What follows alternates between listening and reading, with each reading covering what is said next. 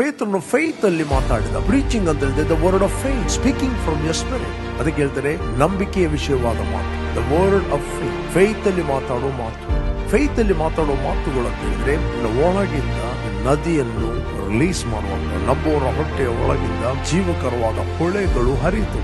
ಅದಕ್ಕೆ ನಾನು ಹೇಳ್ತೇನೆ, ನಾನು ಏನು ಫೇತ್ ಅಲ್ಲಿ ನಾನು ಮಾತಾಡ್ತೇನೆ, ಕ್ರಿಸ್ತನು ಏನು ಮಾಡಿದ್ದಾನೆ, ಕ್ರಿಸ್ತನು ನಮ್ಗೆ ಏನು ಕೊಟ್ಟಿದ್ದಾನೆ, ಅದನ್ನು ಬಿಟ್ಟು ಬೇರೆ ಏನು. ಕ್ರಿಸ್ತನಲ್ಲಿ ನಾವು ಏನು ಮಾಡಲು ಶಕ್ತ. ಪೇತ್ರನು ಇಷ್ಟೇ ಮಾತಾಡಿದ, finished work of the cross. ಆತನ ಮರಣ, ಹೂಣಲ್ಪಡುವಿಕೆ, ಪುನರುತ್ಥಾನದ ಬಗ್ಗೆ ಮಾತಾಡಿದ.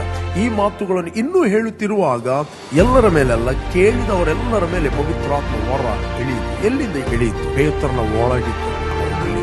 ಅಲ್ಲಿ ನಾವು ನೋಡ್ತೇವೆ, ಸುಂದರ ದ್ವಾರದ ಬಳಿ ಪೇತ್ರ ಯೋಹಾನರು ಹೋಗ್ತಾರೆ. ಒಬ್ಬ ಹುಟ್ಟು ಕುಂಟನಲ್ಲಿ ಯಾರೋ ತಂದಲ್ಲಿ ಆ ಹುಟ್ಟು ಕುಂಟ ನೋಡ್ತಾನೆ ಪೇತ್ರ ಯೋಹಾನನು ಅವನನ್ನು ನೋಡ್ತಾರೆ. ಪೇತ್ರ ಯೋಹಾನರು ಹೇಳ್ತಾರೆ, ನಮ್ಮನ್ನೇ ನೋಡು ಅಂತ. ಕಡೆಗೆ ಪೇತ್ರನು ಹೇಳ್ತಾನೆ, ಬೆಳ್ಳಿ ಬಂಗಾರ ಅಂತೂ ನನ್ನಲ್ಲಿ ಇಲ್ಲ, ಬೆಳ್ಳಿ ಬಂಗಾರಕ್ಕಿಂತಲೂ ಶ್ರೇಷ್ಠವಾದದ್ದು ನನ್ನಲ್ಲಿ ಇದೆ. In the name of Jesus, ಯೇಸುವಿನ ನಾಮದಲ್ಲಿ ಎದ್ದು ನಡೆ. ಅವನ ಬಲಗೈಯನ್ನು ಹಿಡಿದು ಅವನನ್ನು ಎತ್ತಿ. ಬೈಬಲ್ ಹೇಳ್ತದೆ, is ankle bone receive strength. ಎಲ್ಲಿತ್ತು?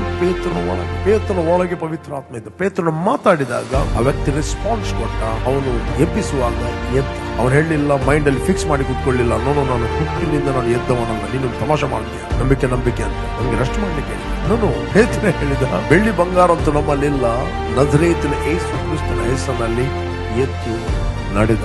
Bible movement ಆತನು ಅವರ ಮಾತಿಗೆ ರೆಸ್ಪಾನ್ಸ್ ಕೊಟ್ಟ. ಆ ಹುಟ್ಟುಕೊಂಡು ಅವನ ಎಲುಬುಗಳಿಗೆ ಸಾಮರ್ಥ್ಯ ಬಂದರೆ ಅವನು ಸಾಮರ್ಥ್ಯವನ್ನು ರಿಸೀವ್ ಮಾಡ್ತಾನೆ. ಅದೇ ರೀತಿ ಬೇರೆ ಎಷ್ಟೇ ಪ್ರೀಚ್ ಮಾಡಿದ್ದೀರಿ, ನೀವು ವಾಕ್ಯವನ್ನು ಕೇಳಕ್ಕೆ, ಆ ವಾಕ್ಯಕ್ಕೆ ರೆಸ್ಪಾನ್ಸ್ ಕೊಡೋದಕ್ಕೆ, ಆ ವಾಕ್ಯದಿಂದ ನಿಮಗೆ ಯಾವ ಪ್ರಯೋಜನ ಆಗುವುದಿಲ್ಲ.